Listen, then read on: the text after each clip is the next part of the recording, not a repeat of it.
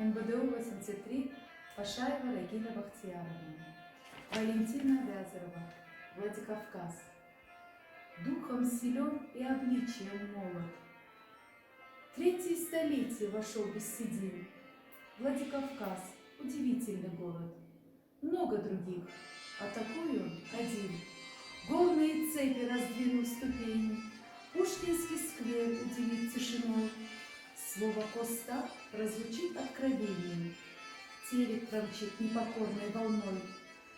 Старый проспект здесь всему запевало, он колыбель и начало.